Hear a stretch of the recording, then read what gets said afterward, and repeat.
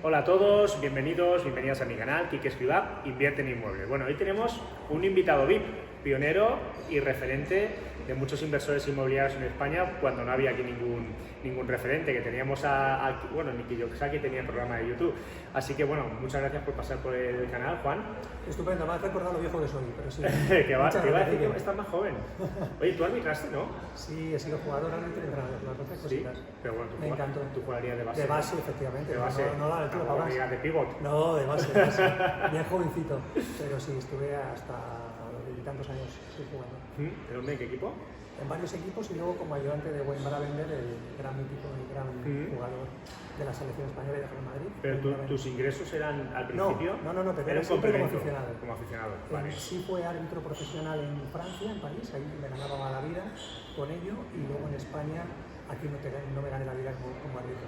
Pagaba muy mal en las categorías que yo fijaba, que eran inferiores, ¿no? Aquí quien gana dinero son las categorías de arriba.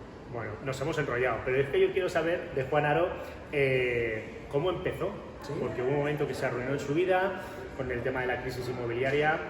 ¿Cómo gestionaste todo eso? Pero quiero que me hagas un poco para que la gente te conozca más, hasta donde puedas contar. ¿Y cómo empezaste, cómo fueron tus inicios y cómo has conseguido todas las empresas que tienes ahora y todo ese patrimonio que has podido conseguir, empezando desde cero y arruinándote? Sí, efectivamente ha habido dos grandes ruinas importantes en mi vida que me han supuesto para pegar un salto, como un salto que puedas hacer como un trampolín, que realmente te lanza a un sitio, a otro sitio mucho más grande. Y empecé básicamente captando a puerta fría en los años 90, cuando montamos nuestra primera agencia inmobiliaria. ¿Pero empezaste en el sector inmobiliario? O sea, ¿el primer trabajo que tuviste fue...? No. Yo he trabajado directivo en muchas compañías, en una compañía francesa, en Omeloy, que he trabajado en IBM, he trabajado en Telefónica, siempre por cuenta ajena. Pero luego pego el salto por una frase de un contable que me dice una cosa, me hace reflexionar, y entonces ahí empiezo mi andadura con una empresa de selección. ¿Qué frase fue? De selección. La frase fue muy buena, me dijo Juan, igual como yo cada 2 años cambiaba de multinacional, como trabajador por cuenta ajena, me dijo cuando fui a coger el finiquito y ya me iba a marchar, me dijo Juan, igual tú has nacido para ser empresario o emprendedor. Y me quedé pillado ahí, y en vez de decidir cambiarme a otra multinacional, a otra empresa grande con un cargo X, pues empezamos mi mujer y yo a montar la primera agencia de recursos humanos. Eso lo llamo yo detonantes. Hay veces que es así. Hay un momento que te cambia una palabra, algo que te ha sucedido, y es el detonador que te faltaba. El otro día estaba cenando en Sitges, bueno, antes de ayer, que estuvimos en la feria del libro en Barcelona. ¿Tú estuviste allí o no? No estás. No, porque dijeron, tienes que ir la editorial me dijo, tienes que ir a San Jordi, que es muy bonita vivir la experiencia. La verdad es que me gustó porque ves tantas personas y tal. Pero bueno, tú ya tienes bastante experiencia con tus 3 libros de presentaciones, ahora nos contarás. Pero me dijo, estábamos cenando varios emprendedores, ¿no? Inversores. Y me dijo uno, yo le he puesto en la herencia a mis hijos. Él fue funcionario de justicia, con 18 años aprobó, y después se montó un gabinete de un despacho de abogados y empezó a trabajar con fondos inmobiliarios y tal, y fue creciendo. Dice, yo a mis hijos les he puesto en la herencia que no tienen que tener jefes si quieren cobrar la herencia. Así, tal cual. Muy buena. Tal cual. Dice, y si no, fuera. Dice, no quiero que tengan jefes. Si no se despiden, ya no tienen jefe y luego vuelven a trabajar. Así es. Muy bien, muy interesante. Lo tiene claro, ¿no? Lo tiene claro. Él dice que la vida de emprendedor le ha ido bien, que él fue funcionario, bueno, igual que yo, que fui policía también, unos años y militar. Y él pues lo dijo, todo es lícito, todo vale. Aprobar una posición con 18 añitos que te permita apalancarte o ver un poquito el mundo, pues también es bueno, pero también se refería un poco a tener esa mentalidad, y de hecho él pues lo ha hecho. Dice, si no, no heredar. Digo, pues mira, me parece un buen detonador. Y bueno, entonces te montaste ya la inmobiliaria porque viste en los años 90 que estaba creciendo mucho el sector. Me asocié con un gestor, yo siempre he llevado en mi vida, fíjate, te hablo de los años, cuando yo tenía 20 y tantos años, es cuando montamos la primera agencia inmobiliaria, porque nos ficha Tecnocasa para formar a todos sus franquiciados y para seleccionarlos. Como te decía, montamos la primera empresa de selección de personal y de formación. Y uno de nuestros clientes, Tecnocasa, que acaba de llegar en el año 95 a España, es cuando empieza a abrir franquicias, y ahí estamos. Que en esos años la vivienda, nosotros jóvenes somos mayores, pero en esos años corrígeme, pero un apartamento en Mallorca te costaba 2 o 3 millones de pesetas, no te costaba más. Y un apartamento en Torrevieja te costaba 700.000 pesetas o O 6.000 euros, un millón de pesetas te costaba. Exactamente. Tal cual, te costaba igual que un coche en esa época. Sí, eran otros tiempos. Y ahí fue cuando descubrimos el mundo inmobiliario, cuando empezamos a ver con esos seguimientos de los directivos que íbamos seleccionando y los empleados de esas agencias inmobiliarias, vimos el potencial del sector. Y ahí es cuando decidimos arrancar con una primera agencia que no era Tecnocasa, y en esa agencia nos apalancamos, como te digo, que toda mi vida ha sido apalancamiento, en una persona que era el gestor de mi familia, que tenía varias agencias inmobiliarias. Y nos ponemos desde abajo del todo a trabajar en una de sus agencias para aprender qué era captar un inmueble, qué era un contrato, qué era todo, toda la jerga inmobiliaria. Y así empezamos, es decir, con toda la vida. Oye, a mí me dijo un pajarito que tú vienes del mundo de la fruta. Sí, muy bien, ese pajarito ¿Lo conoces? es muy sabio. El pajarito no, pero es cierto, efectivamente sí. Y de hecho tenía relación con fruta muchos años. Tenía relación, su familia que también era frutero, tenía relación con vosotros. Luego te lo diré. Qué bueno, ¿Quién es? Luego te lo diré. Es muy pequeño el mundo. Sí. Sí, es que mi madre y mi padre vendían muchísima fruta en un mercado de Antonio López. Iba mucho a Legazpi, cuando era Legazpi, el mercado Legazpi, y luego Mercamadrid. Y sí hay que conocer a muchos asentadores, ha sido toda la vida, con lo cual, si se ha dedicado ese pajarito a la fruta, conoce a mi padre. Luego, para que hagas pajarito, porque seguro que haré la entrevista porque me lo dijo. De hecho, bueno, luego te lo diré fuera de cámaras. Y bueno, ¿y cómo fue eso? Porque hubo un momento que os arruinaste, ¿no? Abristeis un montón de inmobiliarias. Sí, hubo una que se nos fue la cabeza en Gran Vía. Esto le puede pasar a cualquiera, ¿no? La avaricia, yo era joven también. Puede pasar en cualquier situación. En Gran Vía 22 decidimos abrir una macroagencia en el año 1999. Crecimos un montón, desde el año 1995 al 96 abrimos varias agencias y lo jugué todo en una carta. Y metimos 80 personas en Gran Vía 22 y ahí nos arruinamos. Es decir, fue un punto de inflexión que me demostró de que... Todo lo que habéis ganado esos años anteriores, tuve que cerrar, lo reinvertiste y tuve que cerrar bastantes agencias y luego tuve que cerrar todas. ¿Y eso cómo se lleva psicológicamente? Bueno, mal, porque estuvo en riesgo nuestra primera casa que habíamos comprado, donde vivíamos, mi mujer y mi hija que acababa de nacer, y lo pasamos muy mal. Esa fue la primera gran quiebra que me llevó a hacer algo que no quería hacer, que era lógicamente despedir a todo el mundo, cerrar todo y empezar de cero, sin nada, sin dinero y con deudas que estaba, pues eso, el banco pendiente de ejecutar. Y luego tuviste Y luego fue el BVA en el año 2008, 2009, justo con la crisis, que ahí el banco, bueno, antes, en el 2007, antes de que estallase todo, el banco dijo que sí me renovaba la póliza, no la renovó y utilizó unas praxis que yo no conocía, que no son del todo muy éticas, pero que son legales. Y aunque no sean éticas, pues les permitía hacer lo que le daba la gana. Y esa fue la segunda. Eso es lo que nos suele pasar. Una cosa es, muchas veces cuando vamos a pedir una financiación, ¿no? El banco, el director, Paco, que lo conozco de toda la vida y tal, me ha dicho que sí, que te doy la hipoteca y la segunda y la tercera, que no hay ningún problema. Y luego Paco te dice, ya, pero es que como no tengo atribuciones, él no manda riesgos y el riesgo me dice que no. Y ya, pero si firma las arras, o es hipoteca esto, que lo pierdo todo. Entonces Paco, que era amigo, que era tu aliado, esto es como Donald Trump, somos aliados pero no somos amigos, ¿no? Pues resulta que ya no es tan amigo tuyo y te metes en un problema. Por eso siempre no te puedes casar con un único banco, tienes que mirar más opciones. Así es. Pues esa es la realidad. Una cosa es, el papel lo aguanta todo, pero luego vienen de riesgos y riesgos pues te lo vuelca. Sí. Que es un poco lo que te pasaría. Sí, eso me pasó. Y bueno, nuevamente pues tuvimos que reinventarnos. Gracias a eso entré en un selecto grupo reducido de ricos que me enseñaron cómo mantener mi patrimonio sin que me lo quitase la banca y aprendí un montón de cosas más, de comprar de inmuebles, de activos, de comprar o hacer negocios sin dinero, y eso fue lo que originó que escribiese un libro cuando puse en práctica todos esos trucos en el 2019, que se lanza el primer libro. Luego el segundo y luego el tercero. Pero básicamente, como ves, siempre detrás de cada gran leche que me he dado ha ocurrido algo que me ha hecho pues yo creo que ya con el aprendizaje que tienes ya no te vas a pegar más leches, bueno, ya no te engañan. No puedo creerme, siempre que me he creído Superman, la vida me ha puesto en mi sitio, con lo cual intento ir de lo más con los pies en la tierra, lo más discreto posible, lo más humilde, y aprender y estar preparado para cuando ocurra cualquier cosa, que no tiene por qué ser a mí. Ya pasó con la pandemia. ¿Quién iba a decir a la pandemia que puede ser muy bueno, pero de repente la pandemia también te pone en tu sitio y muchos negocios que iban muy bien fueron muy mal?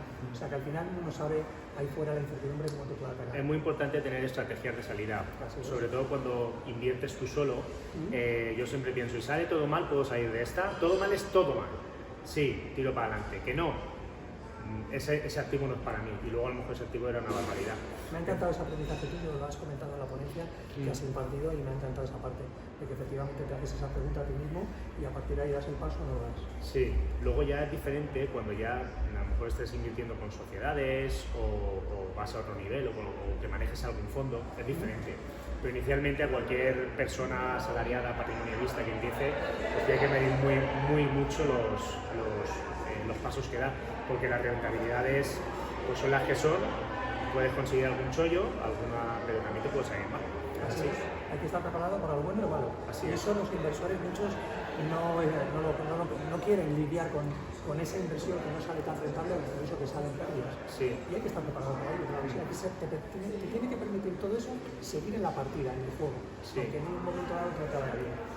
Tú que estás mucho con el tema y defiendes mucho la cultura del esfuerzo y vienes del...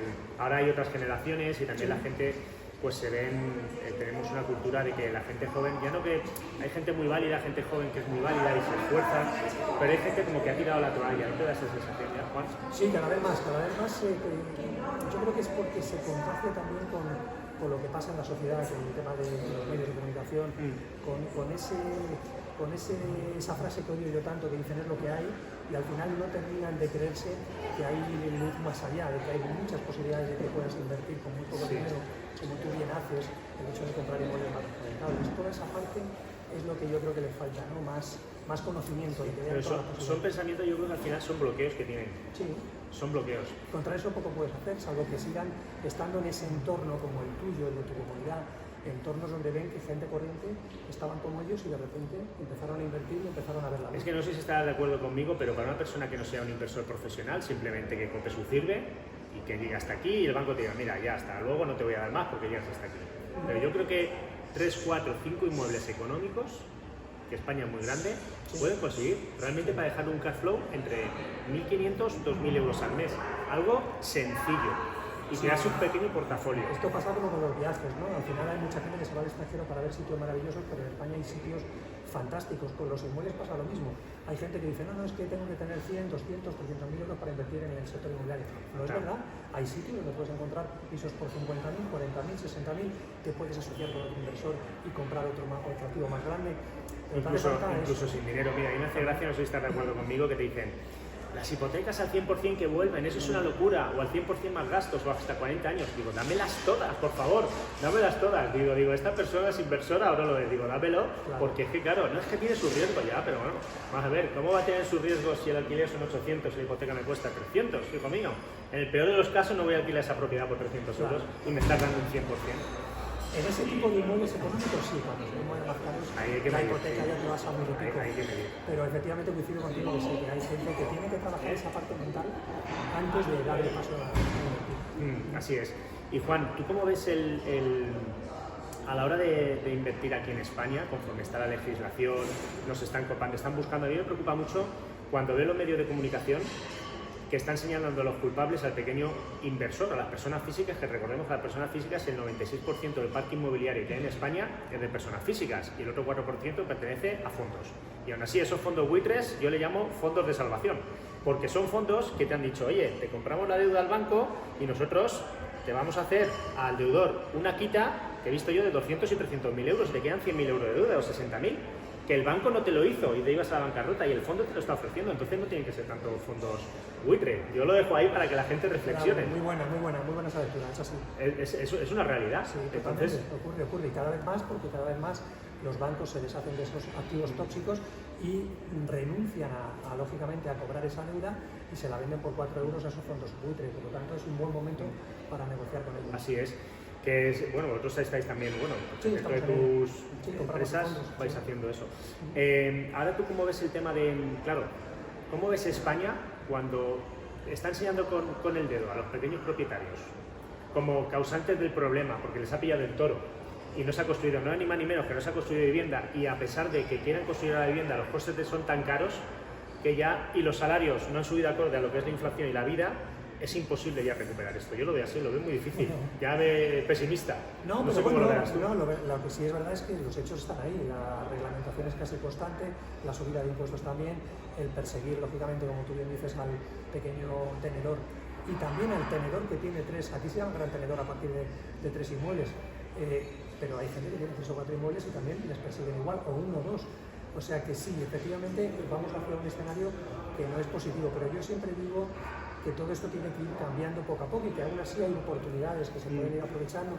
Aún así, cuando ocurre eso, para el no profesional, para el que no conoce, pues va a tener que liquidar ese activo mucho antes, y ahí entramos nosotros. Aún queda mucho recorrido, pero hay que tener en cuenta que es una obligación el invertir a día de hoy, porque realmente una persona que se jubila a día de hoy con un salario medio de pensiones en España de 1.500, 1.600 euros, que será la pensión, la máxima son unos 2.700, pero la media están sobre los 1.400, 1.500 los pensionistas. Cuando vivas de alquiler y te jubiles viviendo de alquiler, vas a estar en la más absoluta indigencia. Sí. Entonces, bueno, si no puedes comprar en Madrid, pues, pero créate tu patrimonio con un par de pisitos, 3 pisitos, en otras poblaciones, en cualquier pueblo de España, no te digo la España vaciada, pero un pueblo que tenga sentido, y crea tu propio patrimonio inmobiliario. Yo lo veo de esa manera. Efectivamente, es una de las familias de inversión más poderosas que existen, y como bien dices tú, estamos viendo cada vez que más gente necesita pasar a Estados Unidos, en otros países, donde tienen que seguir trabajando a los 70, a los 80 años, porque no les llega. Y eso supone que debemos, como tú y como yo, a cobrar pensiones entonces. Que digo mucho que la pensión media, aunque llega a 1.500, ya el costo de la vida irá por mucho más. Por mucho más. Por lo tanto, es importante esto que dices. Sí, así es. De hecho, claro, es que es un tema muy preocupante. Dicen que para que esto se pueda solucionar, la generación de los baby boomers que fallecerán dentro de 20 años, que la mayoría tienen pisos, que le puedan dejar ese piso en herencia a los hijos, se podrían salvar de esa manera. Pero la generación de ahora mismo, si no invierten, pues se van a quedar fuera del juego, realmente. Sí. Al final todo está polarizado, y al final el que quiera encontrar oportunidades las encontrará. Quien quiera aprender fiscalidad para pagar menos impuestos lo podrá hacer, pero tienes que hablar con las personas adecuadas. Y el que no quiera y se deje guiar por subvenciones, por ayudas, o porque el Estado o la banca le va a ayudar siempre que tenga un problema, se irá dando cuenta que cada vez es más pobre y que tiene menos opciones y menos elecciones para poder tener una vida media. Ya no te hablo de una vida alta, media. Ya estamos viendo que está haciendo el gobierno de ir bajando cada vez más y considerando ricos a partir de 1.000 euros. Y esto va a seguir así. Mira, Juan, como has escrito la cantidad de trucos de los ricos fiscales, yo te pediría que nos dieses 2 trucos que no hayas dicho aún en ninguna entrevista, 2 trucos nuevos, vírgenes. He hablado mucho de ellos, pero ¿sobre qué tema? Inversión. Mira, por ejemplo, te voy a dar unos de mi tercer libro. Uno de mi tercer libro que no he dicho por ahí es el tema de la agenda inventaria. Ese es un truco en el cual el rico yo aprendí que puede parecer desde fuera, y tiene que ver también con el sector inmobiliario. Puede parecer desde fuera que tiene una agenda muy complicada y que hace muchas cosas, pero la realidad es otra. La realidad es que tiene muy pocas citas y que deja muchas oportunidades. Cuando tienes una agenda bastante vacía, dejas oportunidades para que surjan cosas y tengas tiempo para encontrar inmuebles rentables, para encontrar gente interesante, para hacer cosas con tu vida que te lleven al siguiente nivel. Entonces, esto es lo que yo aprendí de los ricos. Yo veía la antítesis, donde la sociedad premiaba que tú estuvieses estresado y con mil cosas y con una agenda complicada. Es un truco que no suelo contar, pero que tiene relación con las finanzas, con las inversiones. A mí me ha pasado eso. Yo he sido, relativamente mi vida de empresario es de inversor, llevaba tiempo y además invertía. Mira, ahora he comprado, la semana pasada estuve en Dubái y me ofrecieron una vivienda que voy a hacer unos mini pisos de una propiedad, y la compré y dije que hay que comprar esto, que se va a fallecer esta persona en 2 días y no han hecho herencia, y antes de la herencia quieren escriturarlo. Yo estoy en Dubái, ¿cómo podemos hacerlo? Bueno, pues nada, mando un mandatario verbal y vine la semana pasada de Dubái y ratifiqué ayer, y no pasa nada, y se soluciona así. Hice la transferencia desde allí, desde Dubái, desde Emiratos, y ya está, y se soluciona el problema. Pero es a lo que voy, que es que al final, si en el tema este de lo que hablas de delegar, a mí me cuesta muchísimo delegar, y yo tenía que hacer yo empecé haciendo mis propias reformas, y al final fui creciendo, y ya es lo que doy, es comprar esta casa, le da las llaves al reformista y ni la he visto, por ejemplo. Y a nivel de empresa sí que me costaba mucho delegar, porque antes ya lo hacíamos nosotros todo, y ahora pues ya he contratado gente. Entonces ya es cuando he conseguido delegar, que me costó mucho, y ya me considero que lo que tú dices, que ya tengo una agenda más abierta para generar donde yo soy bueno. ¿Sabes? Eso es algo que ese es el camino. Y un último truco de tu tercer libro. Por ejemplo, el de la balanza imaginaria, que tampoco lo suelo explicar mucho, tiene que ver con el hecho de de que al final nos metemos en un montón de inversiones a veces complicadas o a veces dedicamos mucho tiempo a cosas cuyo retorno, hablo de una serie de televisión, un libro, donde al final tú ya estás viendo en la primera media hora, una hora o el primer día, los primeros 2 días, que no es positivo, que el retorno no va a ser tan interesante como tú querías. Si estás viendo una serie y ves que los primeros capítulos o el primero o segundo no te llenan, muchas veces pensamos que en el futuro igual cambia la serie y terminas. Ese es un símil para las inversiones también, o para el dinero o para las finanzas. Y es que tiene que haber señales desde el inicio de que algo bueno va a pasar. Si es todo lo contrario, estás viendo que no, sí, la intuición, y estás viendo que no, es mejor retirarse. Asumir esa pequeña pérdida de tiempo o dinero y volver con lo que te queda a hacer lo que no debes hacer. Estoy total. Nos atascamos. Tienes que estar alineado y muchas veces es intuición. Y sobre todo a mí me gusta Juan porque, bueno, ya sabéis que es de los pioneros de la inversión inmobiliaria de aquí en España, no le estoy llamando mayor ni nada, pero ya veis que se conserva espectacular. A Juan le conocéis porque cuenta muchas anécdotas y no chistes cochinos como los míos, pero cuenta muchas anécdotas muy bonitas. Y para finalizar un poco la entrevista, luego en la descripción os voy a poner, bueno, ya lo conocéis, las redes sociales y los enlaces de sus libros y le podéis contactar. Y me gustaría, a mí hay una anécdota que me gustó mucho, que ahora no la recuerdo, que es la del cocodrilo. Es una fiesta de cocodrilos y para finalizar, si te parece... ¿Sí se contesta? Sí, cuéntamela. Bueno, básicamente tiene también mucho mensaje y mucha amiga. Yo no te voy a contar mi chiste. Y además, no, ya me he reído mucho, me he reído mucho con él. Ya me lo habían contado antes y hoy me he vuelto a reír con él, con tu chiste, muy bueno. Bueno, básicamente lo mismo, tiene un mensaje para cualquier persona que quiera invertir en inmuebles. Pero bueno, resulta que había una familia, un matrimonio que quería agradecer a esa ciudad que había hecho un montón de inversiones inmobiliarias muy exitosas y cuando se fue a mudar a otra ciudad para seguir con el mundo inmobiliario, pues decidió organizar una fiesta. Y en esa fiesta puso como condición única que tenían que intentar participar en una especie de subasta donde va a haber una prueba y en esa prueba quien ganase tendría 3 premios. Un Maserati, la casa que dejaban, que era una casa impresionante, valorada de más de 1 millón de euros, y la tercera era la mano de su hija, que también era interesante por la herencia que tenía, así que tenía un patrimonio brutal. Total, que todo el mundo acudió a esa fiesta, lógicamente buscando uno de esos 3 premios, no sabían cuál era la prueba que había que realizar, hasta que este matrimonio choca las copas y dice: señores, acercaros por acá a la piscina.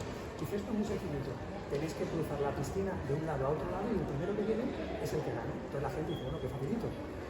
Entiendo que ahora descorrerán, porque estaba cubierta la piscina, descorren, quitan lo que es la funda, lo que tenía la cubierta de la piscina, y ahí se dan cuenta del problema, y es que había cocodrilos, había un pequeño tiburón, y ya la cosa, aunque hay mar, ya la cosa no era tan sencilla. Ya nadie se tiraba a la piscina.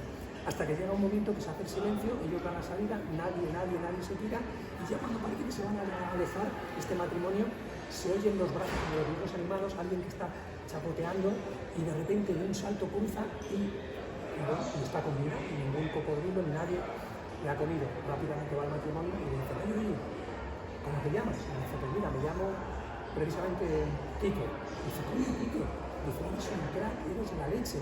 Dice: bueno, cuéntanos, ¿qué premio quieres? Y dice: mira, yo no quiero ningún premio, solamente quiero cortarle las manos a quien me hace. Entonces, al final eso es lo que hace falta, que mucha gente tenga ese impulso, alguien le empuje. Yo creo que es lo que haces tú con tu canal y con tu modelo de donde has venido, de un origen como el tuyo, tan interesante, y cómo pasas del mundo del funcionariado al mundo inversor y patrimonialista, ¿no? Con lo cual es una bonita historia para acabar. Pues muy bien. Si quieres añadir alguna cosita más. No, nada más. Bueno. Gracias a ti, felicitar a toda la gente que te sigue, felicitarte a ti por tu libro, me ha encantado también cuando lo leí. Y bueno, pues desearte que sigas creciendo mucho ahora en Dubái y que no dejes nunca España tampoco de nada. No, aquí es España, yo creo que es el mayor país del mundo. Yo creo que sí, lo sabes. Bueno, pues muchísimas gracias, Juan. A ti, Tito. Estamos en contacto y nos vemos en el siguiente episodio. Chao.